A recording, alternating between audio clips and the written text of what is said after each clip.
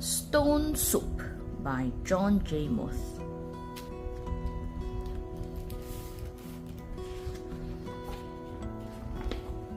Three monks, Hawk, Lock and Sue, travelled along a mountain road. They talked about cat whiskers, the colour of the sun, and giving. "What makes me happy, Sue?" asked Hawk, the youngest monk. Old Sue, who was the wisest, said, "Let's find out." So see, they are walking along a mountain road. The sound of a bell brought their gaze to the rooftops of a village below. They could not see from so high above that the village had been through many hard times. Famine, floods, and war had made the villagers wary and untrusting of strangers. They had even become suspicious of their neighbors.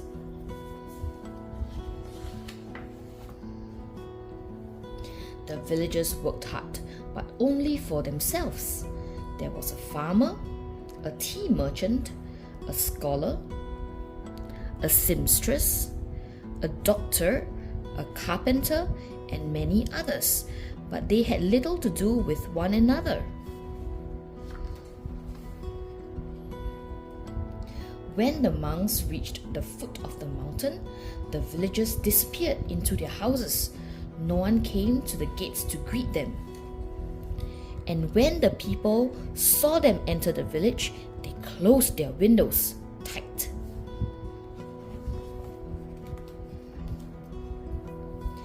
The monks knocked on the door of the first house. There was no answer.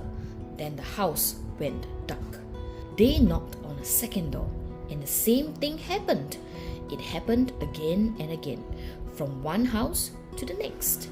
"These people do not know happiness," they all agreed. "But today," said Sue, his face bright as the moon, "we will show them how to make stone soup."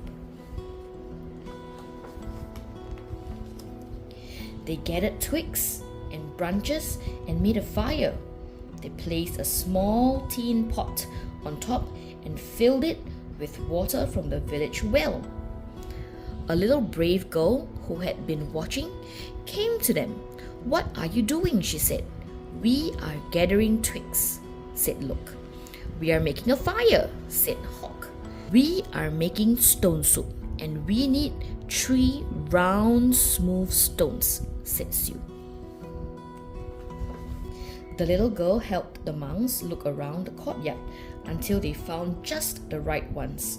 Then they put them in the water to cook. "These stones will make excellent soup," said Sue. "But this very small pot won't make much, I'm afraid." "My mother has a bigger pot," said the girl. The little girl ran home. As she started to take a pot, her mother asked what was she doing. "The 3 strangers are making soup from stones," she said. "They need our biggest pot." Said the girl's mother. "Stones are easy to come by. I'd like to learn how to do that." The monks poked the coals. As the smoke drifted up, the neighbors peered out from their windows. The fire and the large pot in the middle of the village was a true curiosity. One by one, the people of the village came out to see just what this stone soup was. All of them are peering out.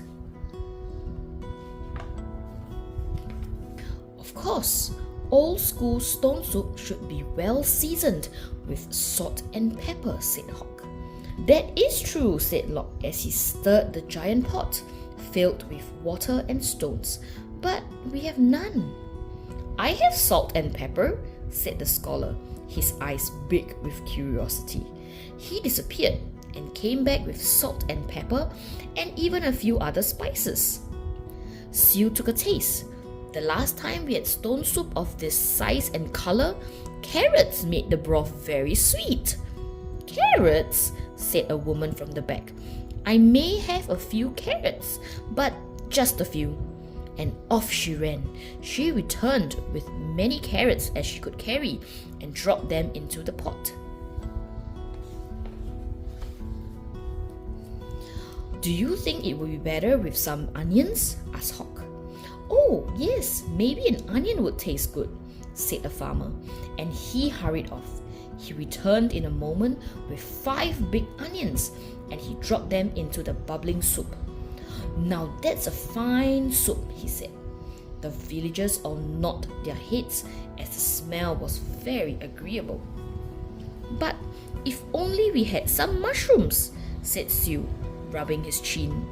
Several villagers licked their lips.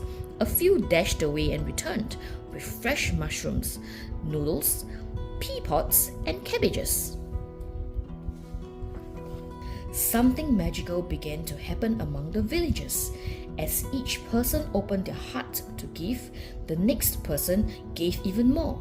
And as this happened, the soup grew richer and smelled more delicious. I imagine the emperor would suggest we add dumplings, said one villager. And bean curd, said another. What about cloud ears and mung beans and yams, cried some others. And taro root and winter melon and baby corn, cried other villagers. Garlic, ginger root, soy sauce, lily buds. I have some, people cried out, and off they ran, returning with all they could carry. The monks stirred and the pot bubbled. How good it smelled! How good it would taste! How giving the villagers had become! At last, the soup was ready. The villagers gathered together. They brought rice and steamed buns.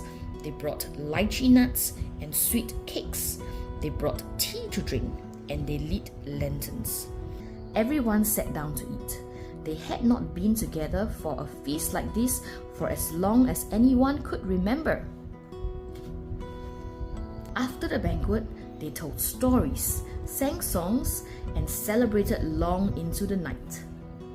Then they unlocked their doors and took the monks into their homes and gave them very comfortable places to sleep. In the gentle spring morning, everyone gathered together near the willows to say farewell. Thank you for having us as your guests, said the monks.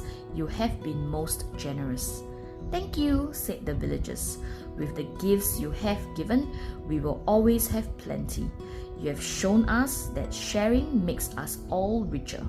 And to think, said the monks, to be happy is as simple as making stone soup. The end.